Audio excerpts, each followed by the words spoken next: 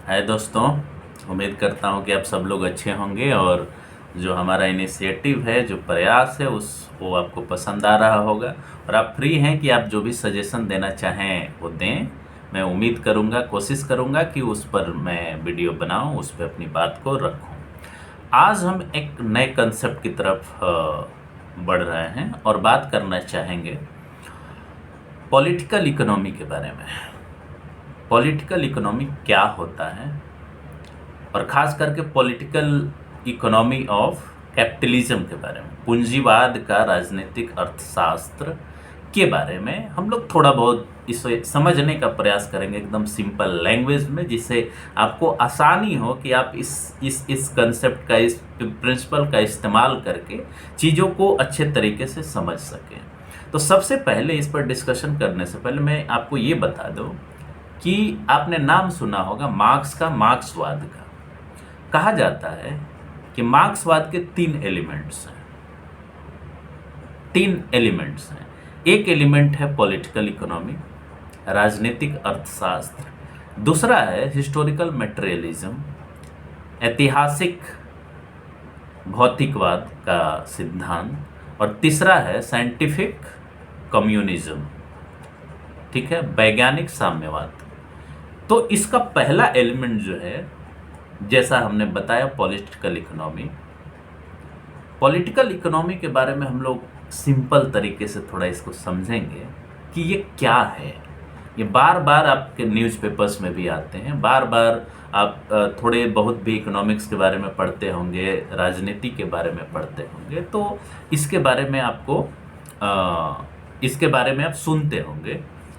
आज उसी को समझने का हम लोग प्रयास करेंगे कि क्या है पॉलिटिकल इकोनॉमी, ये क्यों इम्पोर्टेंट है समझने के लिए कि डेमोक्रेसी हो, चाहे आप ग्लोबल इकोनॉमिक सिस्टम हो, ग्लोबल पॉलिटिकल सिस्टम हो, उसमें ये क्यों महत्व रखता है।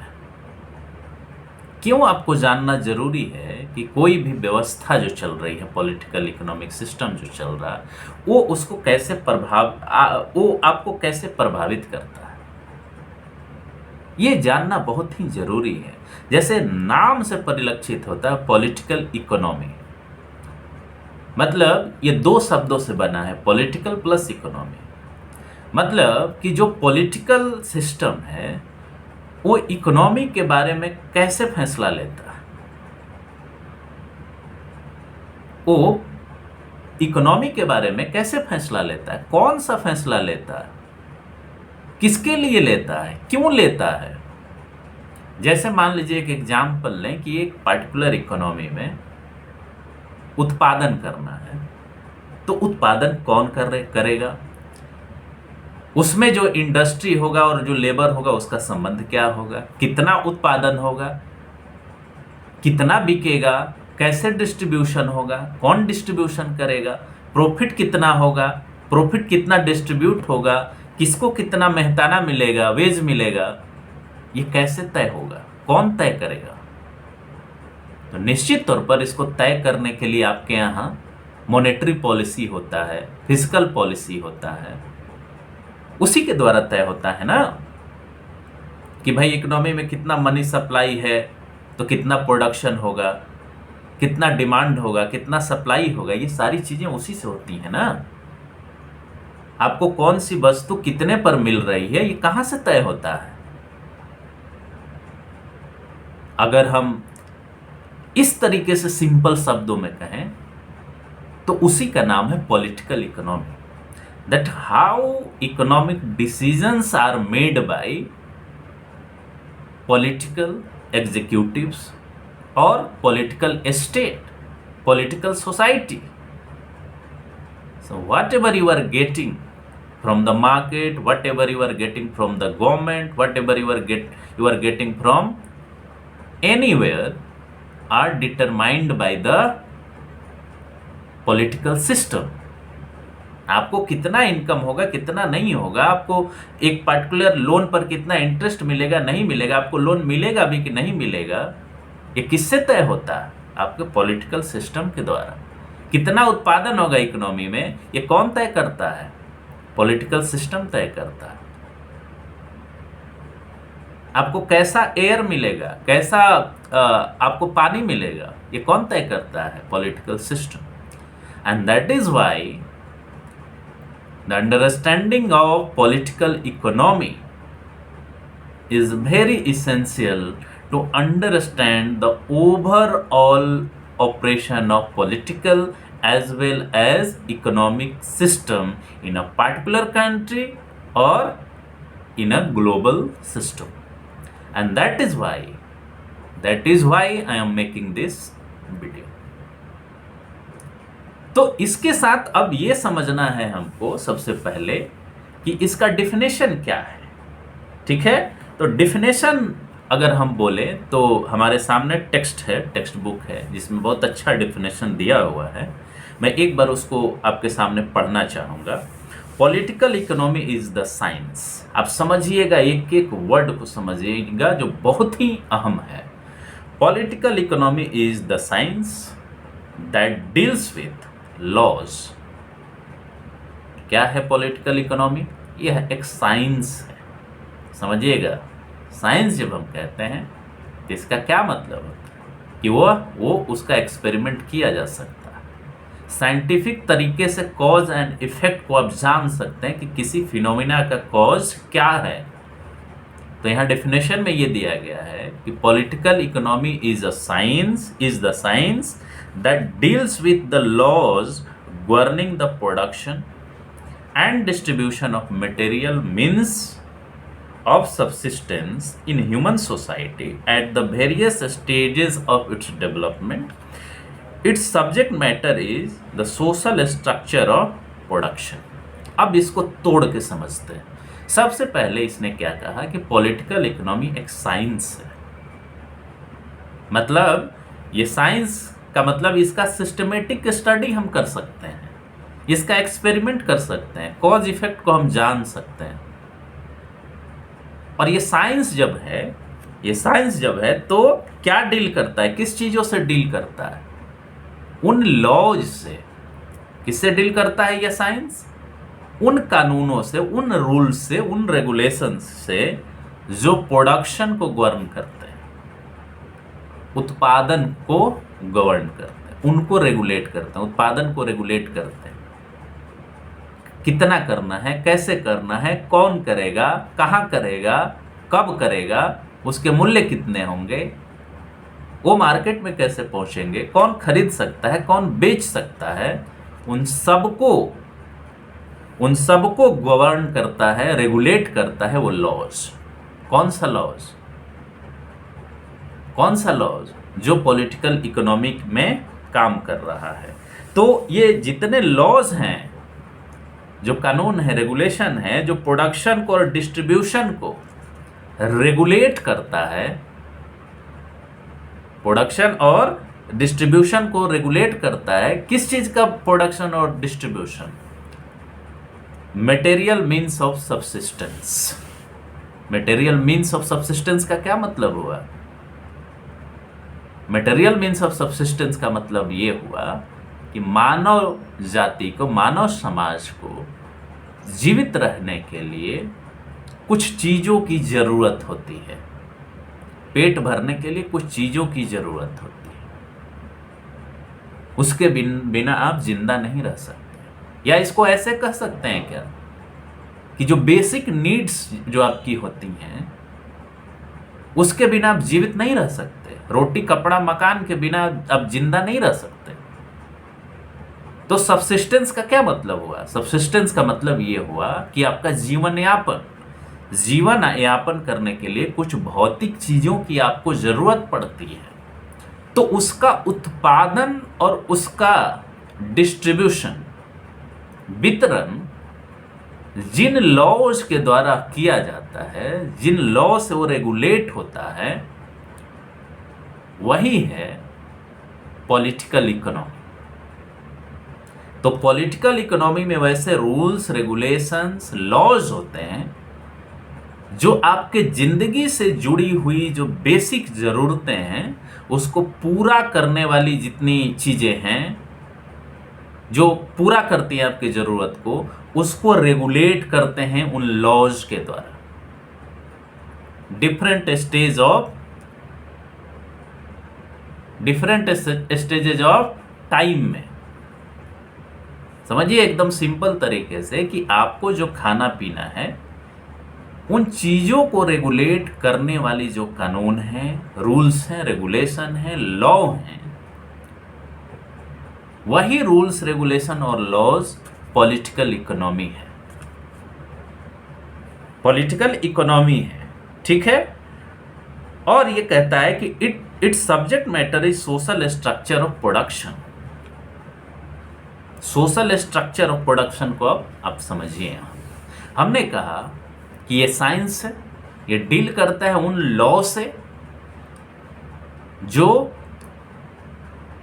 आपके जिंदगी में जरूरी चीजें हैं उनके उत्पादन और नियंत्रण करने वाले चीजों का। कैसे प्रोडक्शन होगा, क्या प्रोडक्शन होगा, कितना होगा, किसके पास पहुंचेगा, किसके पास नहीं पहुंचेगा। तो इन सारे चीजों में सबसे मूल जो आपके सामने बात आ रही है वो है प्रोडक्शन, उत्पादन। अब ये इतना इंपॉर्टेंट क्यों है ये वर्ड उत्पादन, जिस पर मैं इतना ज्यादा फोकस कर रहा हूं? इसलिए ये इतना जरूरी है, इतना फोकस कर रहा हूं क्योंकि उत्पादन ही है जिसके वजह से आप हैं और हम हैं, हम जीवित हैं, हमने सोसाइटी खड़ा किया है, हमने राज्य बनाया है, फैमिली बनाया है, ये उत्पादन की वजह से है। अब ये कहेंगे कि आप कैसे? इस तरह से जैसे हमको जीना है, चाहे इस पूरे मानव समाज को जीवित रहना है, उससे मेहनत करना होगा, जिसको हम लेबर कह सकते हैं। तो क्या वो बिना लेबर किए जीवित रह सकता है? कहने का मतलब ये है कि बिना लेबर किए वो पैदा भी नहीं हो सकता। तो बिना लेबर किए काम किए वो जीवित रह सकता है क्या? यहां लेबर का मतलब ये है कि लेबर को जब हम डिफाइन करते हैं तो कहते हैं कि लेबर एक ऐसी प्रक्रिया है जो नेचर के खिलाफ की जाती है। नेचर, प्रकृति, भाई प्रकृति से कुछ के ऊपर कुछ काम आप करेंगे, कुछ मेहनत करेंगे, तभी तो आप कुछ उत्पादित करेंगे तो खाएंगे। भाई खाने के लिए कुछ करना होगा ना आपको, लेबर।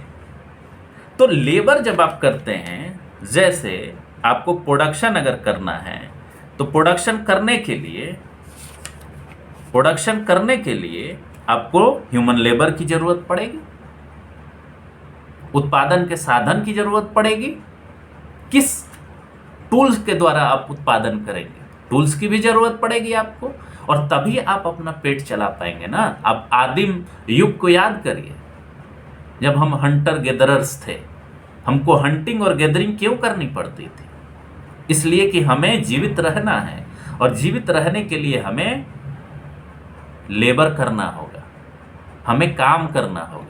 और वो काम किसके खिलाफ करेंगे? हम प्रकृति के खिलाफ करेंगे। और प्रकृति के खिलाफ अगर हमको काम करना है तो हमारे हाथ में कुछ टूल्स होना चाहिए, जिसको हम उत्पादन के साधन कहते हैं। उसी टूल्स के माध्यम से हम नेचर में कुछ बदलाव करेंगे, कुछ पेड़ पौधे काटेंगे, कुछ उपजाएंगे, कुछ फल तोड़ेंगे, और तब उसको हम कंज्यूम करेंगे। तो क्या हुआ? नेचर में जो दिया हुआ चीज है वो एज इट इज तो आप नहीं खा लेते हैं ना, आप उत्पादन करते हैं, उसमें कुछ बदलाव करते हैं, और तब आप अपने खाने पीने लायक उसको बनाते हैं। क्या ये उत्पादन है? तो उत्पादन जब तक आप नहीं करेंगे प्रकृति से लड़ करके, प्रकृति में कुछ बदलाव करके, आपके लेबर के थ्रू, और वो लेबर कैसे एक्सरसाइज होगा? मीन्स ऑफ प्रोडक्शन के थ्रू, उत्पादन के साधन। उस पर हम लोग एक नया वो बनाएंगे कि उत्पादन का साधन का मतलब क्या होता है, उसके कंस्टिट्यूएंट एलिमेंट्स क्या होते हैं जब हम कहते हैं उत्पादन के साधन। तो उत्पादन के साधन का मतलब सिंपली यहाँ पे ये समझिए कि टूल्स के माध्यम से आप काम करते हैं और कुछ उत्पादित करते हैं ताकि आप जीवित रह सकें, आप खा सकें, पी सकें। इसी उत्पादन की बात मैं बार बार कर रहा था कि इस उत्पादन और उत्पादन करने के बाद उसके वितरण के जितने नियम और कानून होते हैं, जो कि जो उत्पादन है, जो आपके जीवित रहने के लिए जरूरी है, उन्हीं नियमों कानूनों का अध्ययन कि किस समय में कौन व्यक्ति कितना प्रोडक्शन कर रहा है, ये व्यक्ति के भी लेवल पर हो सकता है, सोसाइटी के भी लेवल पर हो सकता है, राज्य के लेवल पर हो सकता है, अंतर्राष्ट्रीय स्तर पर हो सकता है। तो उस उत्पादन को नियंत्रित करने, रेगुलेट करने की जो नियम और कानून हैं, जो लॉज हैं, उस लॉज का अध्ययन पॉलिटिकल इकोनॉमी में किया जाता है। आप समझिए कि ये कितना अहम कंसेप्ट है आपको समझने के लिए कि किसी देश में पार्टिकुलर समय पर, पार्टिकुलर टाइम में इतना ही उत्पादन क्यों हो रहा है, किसी खास ही वस्तु का उत्पादन क्यों हो रहा है। अगर उत्पादन हो रहा है तो केवल कुछ ही लोग उसका कंजम्पशन क्यों कर पा रहे हैं, सभी लोगों के पास उसकी उपलब्धता क्यों नहीं हो पा रही है। क्या डिस्ट्रीब्यूशन में कमी है? अगर उत्पादन हो रहा है तो डिस्ट्रीब्यूशन क्यों नहीं हो पा रहा है? अब जैसे एक एग्जाम्पल लीजिए कि वैश्विक स्तर पर इंडिया में भी कुछ लोगों के पास ही बहुत सारे संसाधन केंद्रित हो गए हैं, लेकिन मेजोरिटी के पास कुछ नहीं है, गरीबी से पीड़ित है, वो बेसिक चीज़ों को नहीं वो कर पा रही है, परचेज कर पा रही है। उसको कैसे समझेंगे आप? उसको समझने के लिए हमें उस लॉज को समझना होगा जिसके माध्यम से इन सारी चीज़ों का उत्पादन हो रहा है और जिस लॉ के हिसाब से उसका वितरण हो रहा है। कहाँ कमी है, ये कमी कैसे आप समझेंगे? उस लॉज को समझ के। और उस लॉ को अगर आपको समझना है तो आपको पॉलिटिकल इकोनॉमी को समझना होगा, आपको ये समझना होगा। और इसी पॉलिटिकल इकोनॉमी के अंदर ये सारी चीज़ों का अध्ययन किया जाता है, चाहे मौद्रिक नीति हो, राजकोषीय नीति हो, बजट हो, बहुत सारे प्लान्स हैं जो भारत सरकार के, चाहे डिफरेंट गवर्नमेंट्स के होते हैं। उन सारे का अध्ययन हम पॉलिटिकल इकोनॉमी में करते हैं कि कोई स्कीम कैसे बनाया गया, उसका एग्जीक्यूशन कैसे हो रहा है। अगर कोई मॉनेटरी पॉलिसी आरबीआई कर रहा है तो उसका प्रभाव क्या होगा। राजकोषीय नीति में जो व्यवस्था की जा रही है, टैक्स लगाया जा रहा है, कम लगाया जा रहा है, किस पर लगाया जा रहा है, गरीबों पर ज़्यादा लग रहा है कि अमीरों पर ज़्यादा लग रहा है, अप्रत्यक्ष कर बढ़ रहा है कि प्रत्यक्ष कर बढ़ रहा है। इन सारी चीज़ों का अध्ययन हम लोग पॉलिटिकल इकोनॉमी में करते हैं और तब कंक्लूजन निकालते हैं कि हमारी व्यवस्था, हमारी अर्थव्यवस्था, हमारी राजनीतिक व्यवस्था किसके लिए काम कर रही है, क्यों रोजगार उत्पन्न नहीं हो पा रहा, लोगों को जॉब क्यों नहीं मिल पा रही है। इन सारे चीज़ों का अध्ययन हम पॉलिटिकल इकोनॉमी में करते हैं, उन कानूनों के बारे में करते हैं, उन नियमों के बारे में करते हैं जिससे आपकी ज़रूरत की चीज़ों का उत्पादन और वितरण संभव हो पाता है। तो इस वीडियो में यहाँ पर मैं केवल इतना ही बताना चाहता था कि पॉलिटिकल इकोनॉमी क्या है, उसका सब्जेक्ट मैटर क्या है, उसमें आप क्या समझते हैं, किन चीज़ों को समझते हैं जो आपके लाइफ को अफेक्ट कर रही हैं। और जब आप समझने लगेंगे पॉलिटिकल इकोनॉमी क्या है, हम किन चीज़ों का अध्ययन करते हैं, तो आप बेहतर तरीके से सरकार के भी इकोनॉमिक डिसीजंस को, उसके पॉलिसीज़ को, बजट को, फिजिकल पॉलिसीज़ को, मॉनेटरी पॉलिसी को समझ पाएंगे और जान पाएंगे कि कुछ लोग इस सिस्टम में सबसे ज़्यादा फायदा कैसे उठाते हैं और कुछ लोग उसका फायदा उनको कभी मिल ही नहीं पाता। ये जानने के लिए पॉलिटिकल इकोनॉमी के डेफिनेशन को, इसके मीनिंग को समझना अति आवश्यक है। तो इसी के साथ इजाज़त दीजिए इसको यहीं कंक्लूड करने का। नमस्कार, धन्यवाद। और उम्मीद करता हूँ कि आप इस इनिशिएटिव को लाइक करें, सब्सक्राइब करें, शेयर करें और कमेंट करें, और जो भी सजेशन है आपके पास वो हमें दें। धन्यवाद।